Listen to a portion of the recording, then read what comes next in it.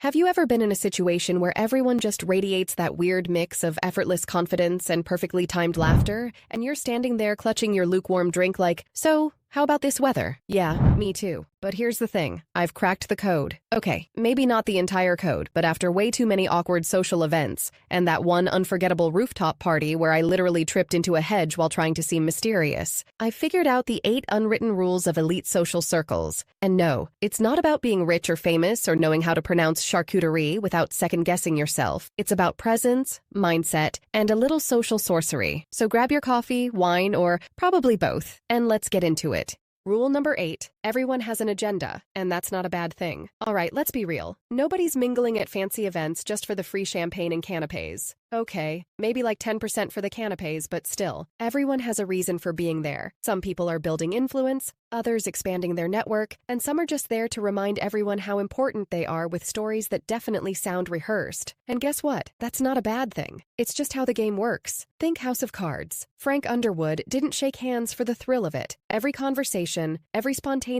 compliment, every perfectly timed pause, it was all part of his strategy. Now, obviously, we're not aiming for that level of calculated, no shoving people in front of trains, please, but the point stands, people enter high-level rooms with intention. The key? Have your own agenda too, not in a master manipulator way, just clarity. Are you there to build business connections, spark creative collaborations, maybe just test the waters and meet interesting people? Knowing your purpose keeps you focused and makes conversations more meaningful. Because here's the truth, if you don't have a game plan, you're probably just part of someone else's. And trust me, that role rarely comes with the best perks. Before we continue, welcome to Manners Matters. If you're new here, make sure to subscribe for more tips on refined living, class, and elegance. Join our community and elevate your lifestyle. Rule number 7. Relationships are currency. Invest wisely. Here's the deal. Relationships in elite circles, they're not just important. They're everything. They open doors, spark opportunities, and sometimes they are the opportunity. But here's where people get it wrong. It's not about collecting contacts like you're trying to win a game of professional Pokemon Go. Having a bloated contact list full of people who barely remember your name isn't the flex you think it is. Think Ocean's 11. That crew wasn't just a bunch of talented randoms thrown together for a heist. They were handpicked, trusted, strategic. Each connection was meaningful. And because of that, they pulled off something massive. Same principle here. Instead of asking, who can help me? Flip it to, how can I help someone else win today? Trust builds faster when you're the person creating opportunities, not just seeking them. Maybe you can connect two people who'd benefit from knowing each other. Maybe you can offer genuine support or insight without expecting anything in return. Because when you build relationships on trust, not transactions, you don't just get a network, you get a reputation, and that's worth more than any stack of business cards. Rule number 6, exclusivity is key. But it's not about snobbery. Ever notice how the most intriguing rooms always feel just out of reach? That's not an accident. It's psychology. The harder something is to access, the more valuable it seems. Think about how Hermes sells their Birkin bags. You can't just walk into a store and buy one, even if you have the cash ready. You need to build a relationship with the brand, prove you're a loyal customer, and maybe, just maybe, you'll get the offer. Why? Because scarcity creates demand. And the harder something is to access, the more valuable it becomes. Social circles work the same way. Being everywhere can dilute your influence. It's not about being cold or cliquish. It's about being intentional with your time and energy. So instead of trying to get into every room, focus on being in the right rooms, where the connections actually align with your goals and values. The goal isn't to exclude, it's to curate. And when you do, you'll find the right people gravitate toward you naturally. Rule number 5, reputation is everything.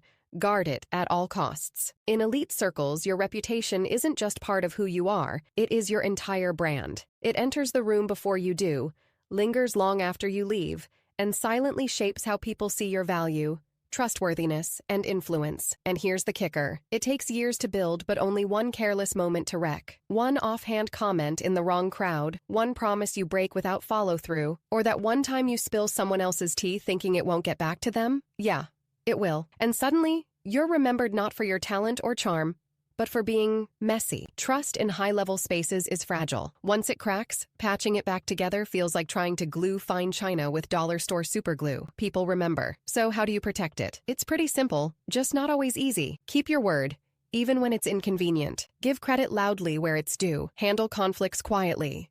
No dramatic callouts or cryptic Instagram captions, please. And here's a pro move. Speak just as highly of people behind their backs as you do to their faces. Because the reality? In these circles, people talk.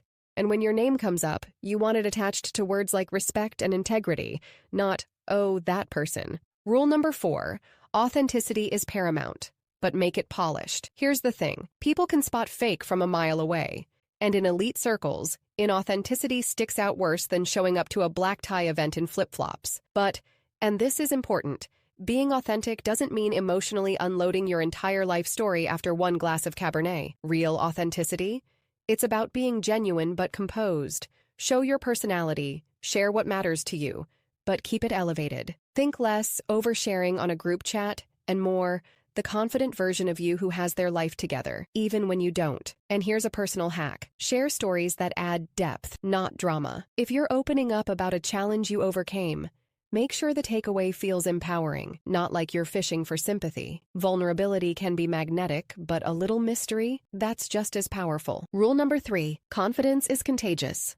Own your space. Confidence is magnetic when it's done right. But there's a very fine line between self-assured and that person. You know the one, the walking LinkedIn profile who name drops entire continents and won't stop talking about their energy healer in Bali. Real confidence? It doesn't scream for attention. It draws people in. It's about sharing your presence, not demanding it. The kind of calm, collected energy that makes people lean in, not check their phones. But hey, if you're not feeling confident, here's the trick. Act like you're hosting the event. Walk in with a smile. Make eye contact first. Be the one who says, "Hey, great to meet you." That kind of energy sets the tone, and people naturally respond to it. It's about owning your space like you belong there. Because guess what? You do. Rule number 2, discretion is vital. Talk less, observe more. Want to know a fast way to get uninvited? Spill someone's secrets. The highest social circles thrive on discretion. It's why the phrase, "what happens in Vegas stays in Vegas," exists. Except, it rarely does unless you're smart enough to keep it that way. Think the crown. The most powerful people say the least. They listen. They gather information. And they never name drop. So next time you hear gossip brewing, smile, nod, and stay out of it. Rule number 1, adaptability is crucial. Read the room like a pro. Have you ever walked into a party where everyone's in deep intellectual conversations about, I don't know, global economics or rare wines, and you were definitely about to break the ice with a story about that time you fell off a paddleboard? Here's the thing. Every social space has its own vibe, and if you don't read the room, it's like showing up to a black tie event in yoga pants. Comfortable, sure, but you're gonna stand out for all the wrong reasons. If you take nothing else from this, read the room. The trick? Feel it out before you dive in. When you step into a space, take a beat. Notice how people are interacting. Is it all fast-paced storytelling and jokes?